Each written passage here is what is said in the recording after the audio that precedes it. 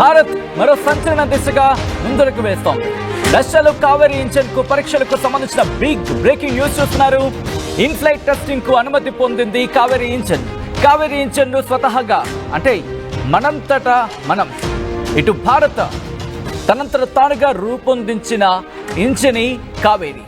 ఇది మన defence research development organisation DRDO దీన్ని రూపొందించింది. స్వదేశీ పరిజ్ఞానంతో ఇది రూపుదిద్దుకుంటోంది. స్వదేశంలో వసతులు లేకపోవడంతో రష్యాలో దీనికి సంబంధించి పరీక్షలు చేయబోతోంది భారత్.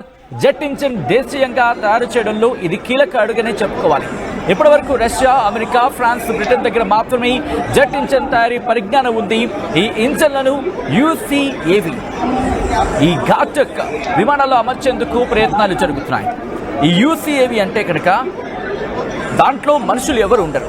ఒక విధంగా చెప్పాలంటే అడ్వాన్స్డ్ మీడియం కాంబాక్ట్ ఎయిర్క్రాఫ్ట్ కి సంబంధించి దీన్ని ఉపయోగించడం జరుగుతూ ఉంటుంది.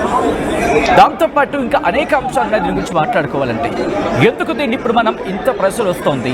సోషల్ మీడియాలో ఎక్కడ చూసినా ఒకటే ట్రెండ్ వినిపిస్తోంది, ఒకటే మాట కనిపిస్తుంది. అక్కడ మరి ముఖ్యంగా కావేరీ ఇంజన్ కు సంబంధించి ఫండ్ ఇవ్వాలంటూ ఫండ్ కావేరీ ఇంజన్ ఒక్కసారి సోషల్ మీడియాలో హ్యాష్ట్యాగ్ ఫండ్ కావేరీ ఇంజన్ అని కొట్టి చూడండి, మీకు అర్థమైపోతుంది అసలు ఎందుకు దీనికి ఇంత డిమాండ్, ఏం జరుగుతుంది. 1980 నుంచి దీని గురించి మాట్లాడుకుంటున్నారు.